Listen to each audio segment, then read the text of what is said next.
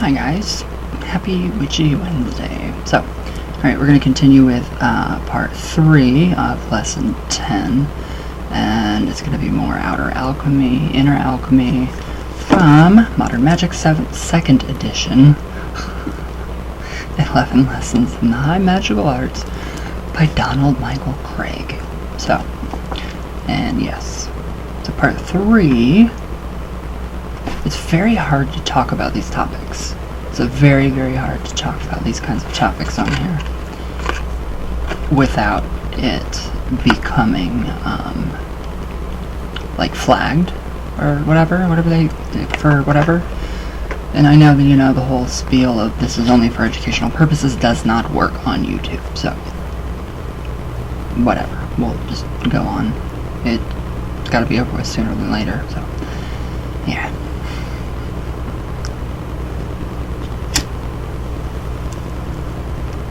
Sooner than later, I will be replacing all of my Cosmic Tarot cards with the Lenormand Tarot cards. They are so accurate and they are so amazing. I am just blown away by the accuracy of these cards. It's amazing. So, anyways, here we go. Alright, part 3. So, the reason he calls the previous form of sex magic outer alchemy is because it works with the energy system of the body and magically charges substances which are outside the body part of the time. So, inner alchemy keeps all of the forces within the body and uses the force of magically directed sexual excitation to strengthen and empower the psychic energies of the body. It sounds a little less messy. The bug, whatever. Get away, bug. So, this inner alchemy may be the easiest work for a magician who has diligently practiced the rituals of this course. So, I mean, they're very, very practical. I mean, it's, once you get through the entire course, everything starts to really make sense. It really starts to sink in. So, inner alchemy is sometimes called Tantra Yoga or Kundalini Yoga, which I know a few people are experiencing an awakening. A lot of people are, and I find myself not wanting to be around people that are not spiritually, what's the word? I have a really high bar for being around anybody anymore. Spiritual. I mean, they've got to be a very spiritual person, or it's just like my energy is like puke. It wants to puke.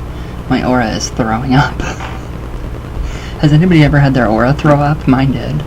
Okay, so it involves the taking of sexual excitation and energy and channeling it to purposes other than sexual gratification.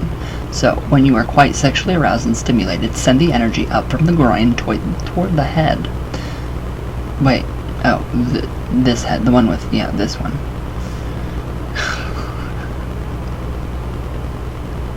Where did I go, you guys? Okay, yeah, this is sort of a reversed version of the middle pillar ritual. Well, that one I can do. That one I know I can do. I know I've done these by myself, so. Alright, now important, until you have mastered the middle pillar ritual, do not try this technique of causing the energy to rise from sexual center. Well, no. Okay, so, now that I have given this standard introduction on the subject, and you're satisfied that you know as much as, or more, about it than I do, I want to tell you that it's all a bunch of garbage. It gets even better. I could use stronger words. I would totally use stronger words. I would use stronger words, Donald. But I have tried to avoid the slang, which so many people have as a part of their daily speech. Yes, of course I do. However, let me retreat that 90% of what you hear about Tantra is just plain wrong, and most of the rest is garbled at best. So, let me start by breaking down some popular notions, which are totally false. Tantra Yoga is the yoga of sex. False. Tantra is a whole philosophy of which one small aspect is involved with sex. To call Tantra the yoga of sex would be like calling Hatha Yoga the yoga of sitting with your legs crossed. I want to see these stronger words. So, alright. More and more books are being published which explain the secrets of Tantra. False. totally false. The secrets of the tantrics, especially the sexual secrets, have gone underground and are now kept within various occult orders. So most books coming out now are not written by initiated tantrics.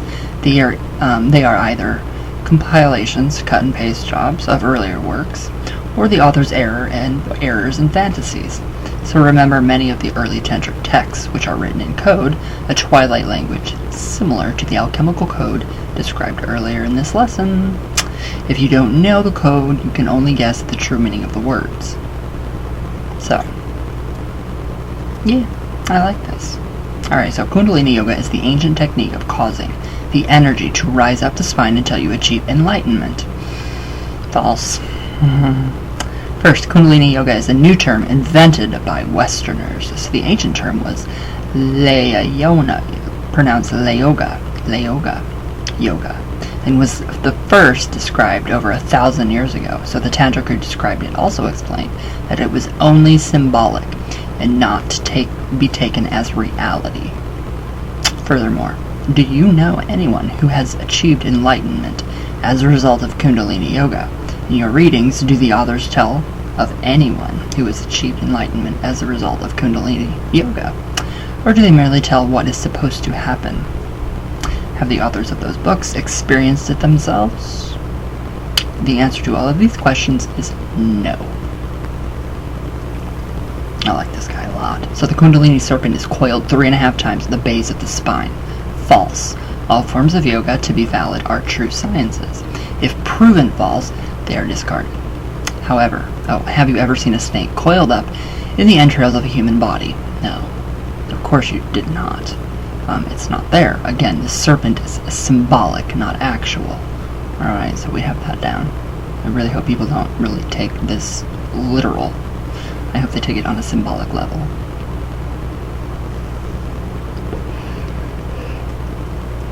So this might help a lot of people that are going through the ascension process right now. So, alright, now he says, now that I have dismissed some of the lies about Tantra and Lay Yoga, let's start rebuilding from the ground up. There are a large variety of psychic power centers throughout the human body, so they are not limited to the 5, 6, 7, or 8 you usually hear about, so the chakras. There are so many more in palms, in the feet. There's so many psychic energy centers in our bodies. So as an example, there are several in the head, others in the palms of the hands, and the soles of the feet. So this will become important in later in this lesson. In the meantime, it is absolutely unimportant to worry about whether or not the heart chakra or the forehead, third eye chakra is open. What is important is to learn how to make the energy flow from the base of the spine. I was going to storm for a minute. So it's flowing through the spine, up through the spine, through all of your psychic centers. So hopefully this helps with my Virgo Queen. Hopefully this will help. So, okay, he says, so what I'm about to present to you is not some theory which you are meant to visualize, but scientific fact. Alright, I like this now even more. It is repeatable and verifiable under laboratory conditions. Ooh, I like this. Okay, if I did not have to explain it to you in this course, I would have you experiment first and discover for yourself what thousands of people know. So further, I do not say this as a result of reading, but rather as a result of his own experience as an initiated tantric. So of course, there are certain things which he cannot divulge as a result of his initiation vows, but by making slight alterations as well as coming up with techniques based on secret methods, he says, I will be able to give you more real information on inner alchemy than has ever been published in one place. So it's pretty cool. It's pretty cool.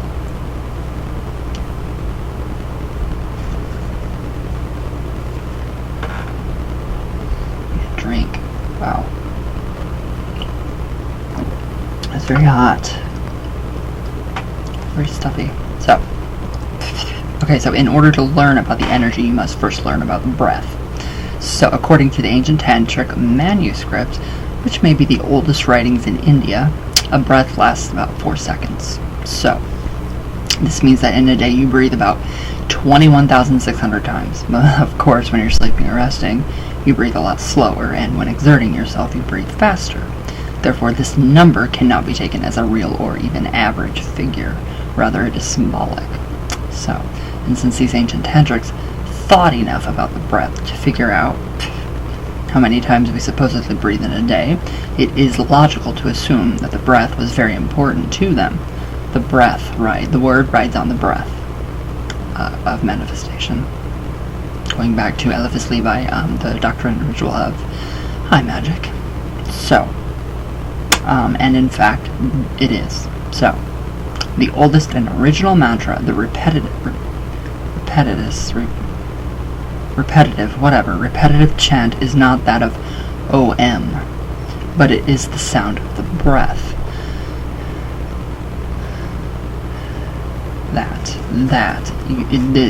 You can put yourself to sleep, you can put yourself in a different state of consciousness, relax completely. I don't know if it could cure a panic attack, probably wouldn't mind. Mine needs medication. So yeah, a lot. So, alright, put down this lesson and just listen to the sound of your breath for a few seconds. Alright, so.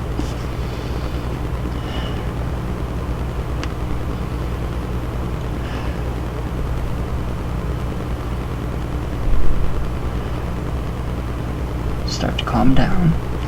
My eyes start to get a little heavier. Alright, so, can you hear the mantra you recite 21,600 times a day? When you inhale, can you hear the sound hum? And on the exhale, can you hear your breath say sa? This mantra, Hamsa, is repeated unconsciously 21,600 times per day. By controlling it, we can learn to control its power. So, Hamsa is a Sanskrit word which means swan. So it's important to understand that you do not say or chant this mantra. Instead, you simply breathe and hear it in your breath. So try it for a few minutes. So the inhale. So it's like a sigh coming out when you inhale. So you can actually hear it. You don't really hear it, you focus on it, and then you start to hear it. So, the less you try to do this, the easier it is to do. So just let it happen. Once you can hear the mantra in your breath, you are ready to move on to the next exercise.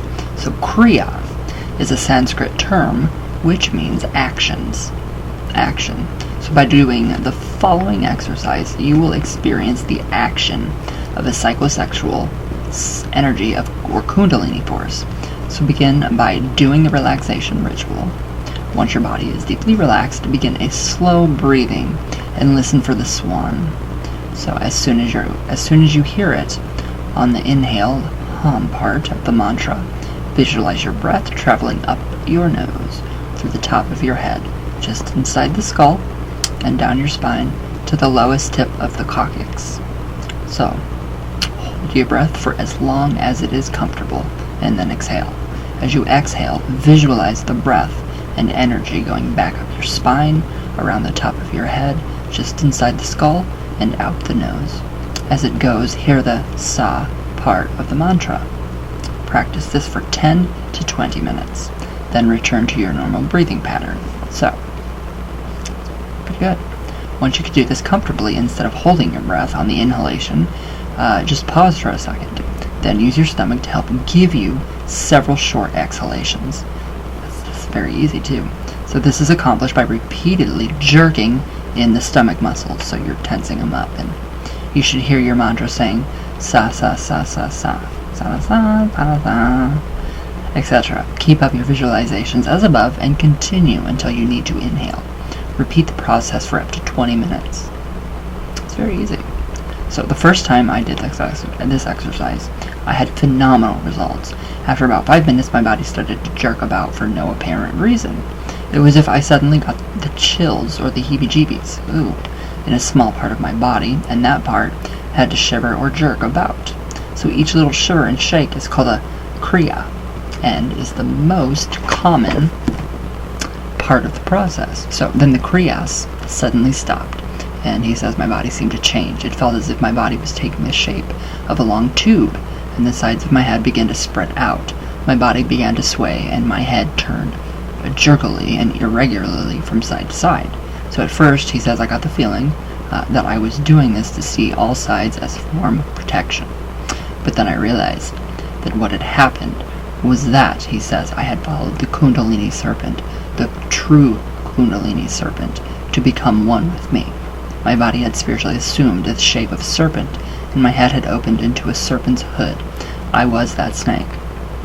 It's pretty interesting, too. Path working with the Egyptian gods, you do that, too. So, then, suddenly, he says, I buckled over, almost in pain, for the most intensely erotic feelings I have ever experienced. Needless to say, it took quite some time for my breathing to return to normal. Wow. All of these experiences can happen to you. The only real danger is that you may not expect the sensations that you receive.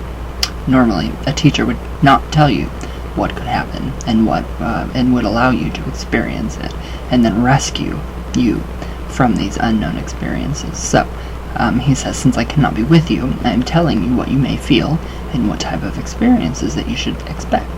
So you may not feel the sensation of becoming one with the Kundalini serpent, or the intense erotic feelings with your first few tries of this Hamsa exercise, but you should feel the Kriyas, the jerky motions.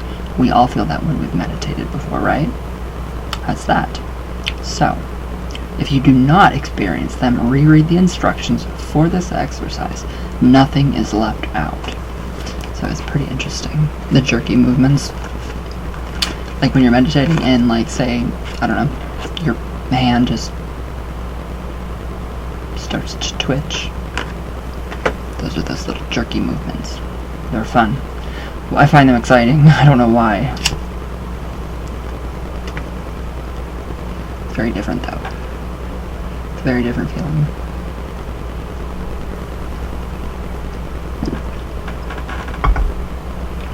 Alright, so.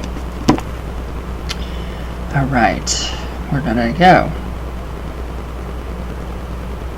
Okay, so once you have experienced the Kriyas within yourself, it is important to learn how to experience both the Kriyas and movement of the energy in another person. So to do this, you need a willing partner. You should preferably already have experienced the Kriyas within himself or herself. So you and somebody else that you're very, close with, even if it's, like your partner, your significant other, whatever you want to call that. Yeah, so, where'd I go? Oh, the best position for this exercise is sitting on the floor, or pillows, or on pillows, or possibly on low stools of equal heights. You and your partner should sit back to back, preferably naked, with your backs touching along their lengths. So if you prefer not to have nudity, the wearing of thin cotton shirts is fine, like a really nice cotton ritual robe that's very thin. Both of you should perform the relaxation ritual and then begin the Hama or the Hamsa exercise, the breath. So you should both breathe at the same time. Feel your energy, your partner's energy, go up and down the spine. Although the energy does flow within the spine, it is the spiritual essence of the cerebrospinal fluid. It also emanates beyond the physical body. It's pretty interesting. So the result of this exercise should be that both of your experiences should be intensified. Wow. I don't know about that. Ooh, we got pictures. I'm like a little kid, we have a picture book. Alright, now anyways, it is important to realize that all the forms of working with the breath and working with mantras are nothing but substitutes for sexual activity. So the next step is to repeat the last exercise by using a sexual activity as a prod for stimulating the Kriyas. So to do this, once again sit back to back. In the previous exercise, it would have been best if both were naked.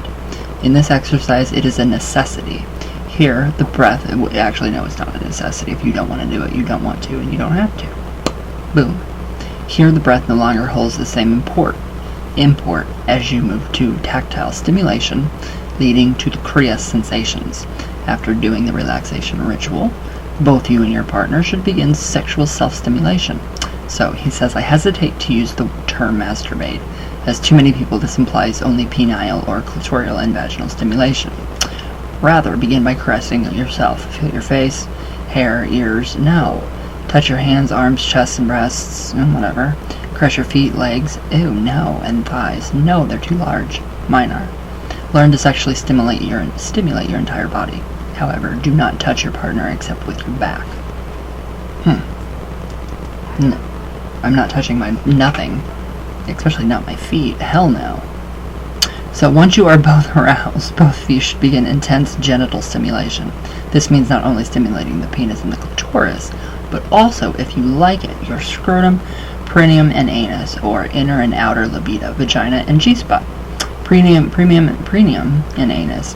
In fact, you can stimulate any part of your body which gives you the greatest excitation. However, neither of you should reach orgasm. Stop the genital stimulation before orgasm is inevitable, but continue to stimulate other parts of the body. So, when the feeling of the immediate need for orgasm fades, return to genital stimulation. Continue this process until you've experienced your own Kriyas and can sense the motion of energy in your partner. Once you have done this, you may either have an orgasm via self-stimulation, make love with your partner, or choose not to have an orgasm. So, this is very ancient. I mean, this is very ancient stuff. Old. Which is good. So we have the next step is to vastly increase the flow of energy. So this requires the uniting of these energies of both partners in a special way. It is a physical technique which automatically increases the energy flows. For this first technique, both the man and the woman should at least be wearing undergarments. Although more clothes may be worn, the genitals of both members of the couple and the breast of the woman should have some covering. Swimsuits or tights and leotards also work well. Ooh, Ouija ones, which I have, or see-through ones, which I have too. The man sits cross-legged on the floor or on a pillow or on a very low stool or bench, a birthing stool. The woman should sit on his lap facing him so that they can look at each other. So she should wrap her legs around him. Pillows may be arranged to make this position easier to maintain for a period of time, because this does give you body leg cramps. Not that I would know, but it does give you a lot of cramps. So you have to be very, very, very careful on how you do that. Yeah, the cramps are very hard, so that's the exchange of psychosexual energy. It's very different, very hard on the body. If you do yoga regularly, just regular yoga, then that's like a body assessment of where your body needs to be worked on. Okay, once you have both become comfortable in this position, it is the time for small talk. It is the time for small talk. Ask if your partner is comfortable. If anything your partner wants to say, any feelings or emotions of which you or your partner wishes to let go. Tell each other your fears and dreams. Unite mentally with each other. That's the best part. Next, start adjusting your breathing patterns. The closeness of the position will make it easy for each of you to breathe at opposite times. When the woman breathes out, the man breathes in. When the man breathes out, the woman breathes in. It should only take a few moments for both of you to become comfortable with the mutual breathing pattern. So if you have practiced the middle pillar ritual and worked with the mantra, Hamsa, as outlined earlier, you will have very strong effects as you go through the next part of this exercise. However, even if you have not done so, the physical actions will have an effect on you. I can't do the middle pillar. I can't. It's too much for me. Well, then again, I was on kratom, so it could have been messing with all of my psychic centers and really screwing me up. It was killing me, so I could probably actually do this now. So the man should look into the woman's right eye, and the woman should look into the man's left eye. As she exhales and he inhales, she should sense the energy rising up her spine and leaving through her right eye. Okay, so while he should feel the energy coming out of her right eye through his left eye and down his spine. So as the man exhales and the woman inhales, he should feel the energy continue down his spine and out through his penis. She should feel the energy coming out of his penis into her vagina and up her spine. So this is represented in the diagram figure below. Jeez, I can't even say that word. So there's the diagram of how it should be. I'm tired. Don't want to go anywhere today. So that is how that should go. Alright, flow of energy. Now, before moving on to the next technique, you must be able to maintain this posture for a minimum of 20 minutes, although 40 minutes is preferable. So if it is too difficult to remain in this posture, there is an easier alternative, which will also work well. The major difference is both partners can stretch out their legs. He can lean back and use his arms to support himself, or even lean up against a wall or some pillows. Make it like really nice. I mean, like harem nice, like Middle Eastern with the pillows, like a genie bottle. That would be amazing. Not that I know anything about that.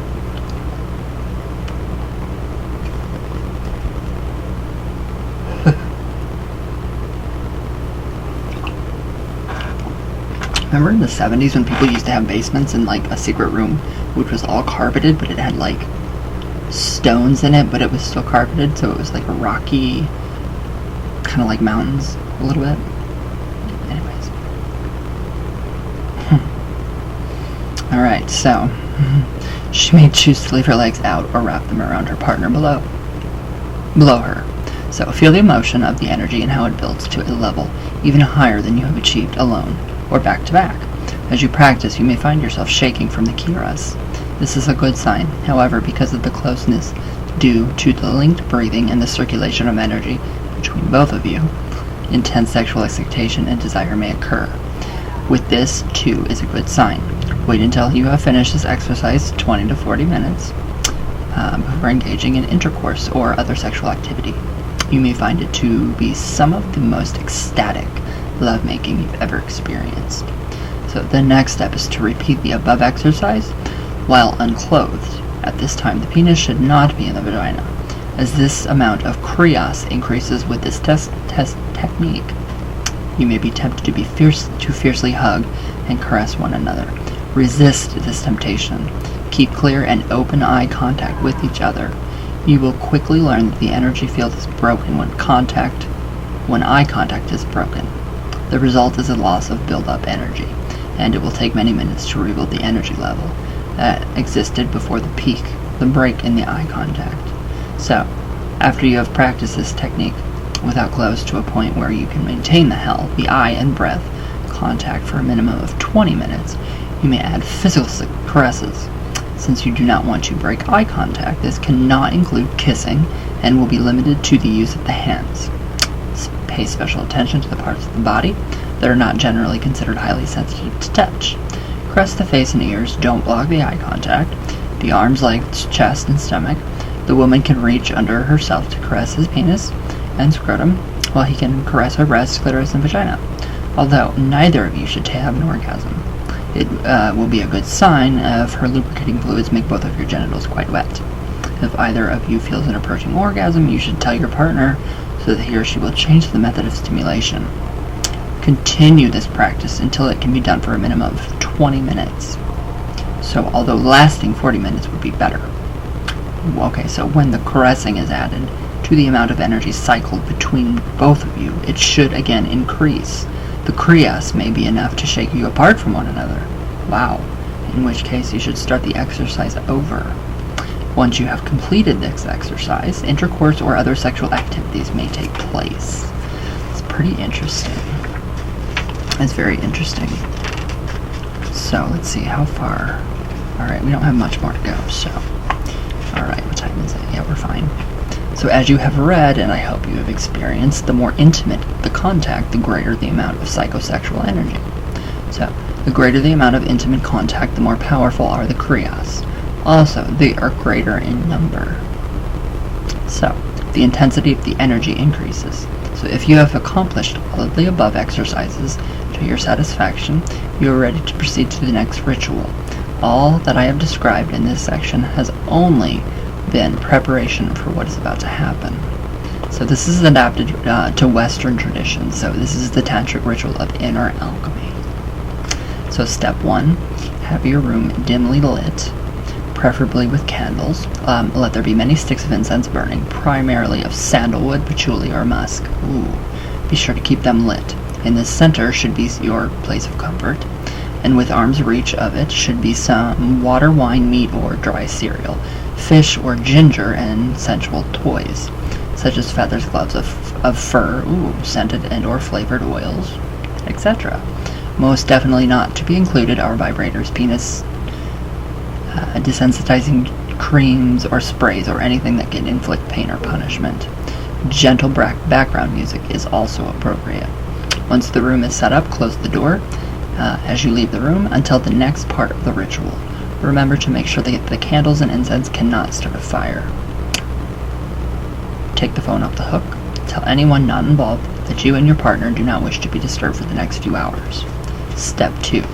Together, you and your partner should take a long, leisurely bath, if at all possible. Scent the water with sandalwood or musk. Light the bathroom with candles. As you wash each other, talk out any problems you had during the day, and let the emotional charge associated with these problems fade away. As the problems and their associated emotions fade, feel free to play with one another. Although sexual contact is encouraged, do not have intercourse. If you do not have access to a bath, shower together, then apply a light amount of scented oil or talc to each other. Finally, put on your magical robes. Step 3. Perform the opening by watchtower, or at very least do the lesser banishing ritual of the pentagram. Step 4. Sit together, the woman to the left of the man, and hold and caress one another. Feed each other with small amounts of the foods and drinks. So, caress each other both physically and with words until the sexual excitation becomes so intense that the robes must be removed. Do so. Now, if this step took less than what you figure be half an hour, but don't have any clocks in the room, you are going too fast, so there's no rush. Step 5. Continue in the same manner.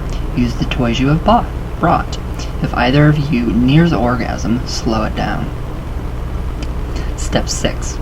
Once the excitation has reached such a state that the man is very erect and the woman is very lubricated, they can assume either position already given in these exercises. However, this time the woman should take the penis and insert it into her vagina. There is another position which many couples seem to prefer and can be used as an alternative to the previously described positions. The man lies flat on his back and brings his legs up so that they almost touch his chest. The woman, with her back toward his face, literally sits on his exposed penis, making sure that she receives a deep penetration into her vagina. At this time, the man can relax his legs. If the woman pivots to either side slightly, he will find that he will be able to place one foot on the ground and rest the other leg over her hip and leg. This is a bit difficult to describe, but very easy to achieve. The man can reach up and caress the woman from behind, and the woman can easily caress his genitals. So, Step 7. If you have done practice, you will find that by now you should have reached a stage where eye contact is no longer necessary, but you must keep the linked breathing pattern, and, most importantly, don't move. That is, there should be no thrusting motions by either man or woman. The only motion should involve the woman contracting and relaxing the muscles of her vagina, and the man flexing the pubic muscles so that the penis will move within the vagina without thrusting motions. Step 8. So now, as you have linked breathing, feel the energy moving through and around you, as you will learn. It is the intimate contact which is important. Therefore, since there is no thrusting, it is unimportant if the woman ceases to lubricate them or the man loses his erection. Stay still except for the inner genitalia motion described. Step 9. If the woman achieves one or more orgasms, fine. If the man approaches orgasm, let him use the control techniques given earlier in this lesson. So, Step 10. Let the Kriyas increase until you have the Mahatantra experience. More on this later. Or until a minimum of 40 minutes have passed. So, Step 11. You may then have regular intercourse or engage in other sexual activity. So the alchemical elixir produced will be very strong for a period of 15 minutes. And although it is not necessary for this ritual, you are urged not to waste it. Step 12. Do the closing by watchtower, or at least the lesser banishing ritual of the pentagram. So, the rite is over. So, about the only thing he says I haven't covered is what I call the Maha Tantra experience. Maha means great, and the Maha Tantra experience is great indeed. It is nothing less than the experience of a Kriya magnified a millionfold. Wow. For most people, orgasms tend to be a brief climax, which only resolves the immediate buildup of sexual energy. Only rarely is it a true total release. The Mahatantra experience is that ultimate desired superorgasm, wherein your entire body seems to release the pent-up tension of years. Wow. Generally it lasts for only 20 seconds to 2 minutes, but it may seem like it lasts for hours. Wow. It is feelings of joy, power, release, excitement, contentment, unity with all, of being one with the divine source, of all that is. It sounds a lot like a drug. So it is enlightenment, it is an altered state of consciousness that makes LSD look like a grain of sand compared to a desert of ecstatic experience. Wow. Okay, that's amazing. You may have an orgasm when you experience Mahatantra, and if a man does so, he may or may not have an ejaculation of sperm. And although this technique is a form of inner alchemy, as we suggested in the ritual, do not waste the elixir. Okay. So, of the Mahatantra experience, I can tell you no more.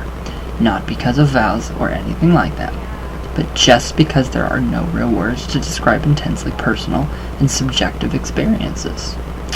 So, until you have experienced Mahatantra, no words can describe it.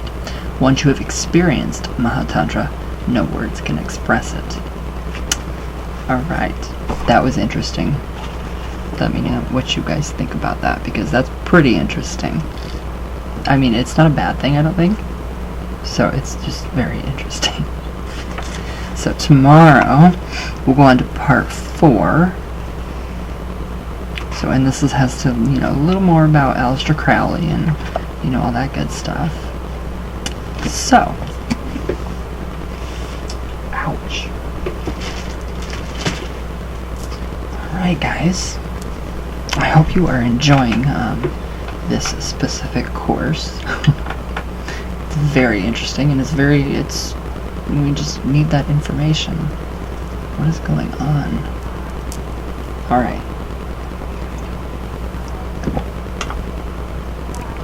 I will see you all later. I have to go to the star.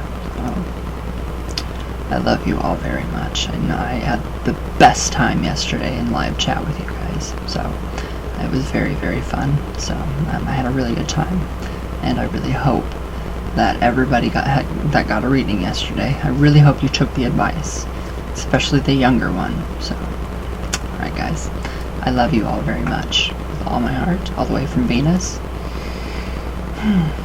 all the way back down. And I see you guys tomorrow. So, everybody have a good day and stay safe. And I love you all.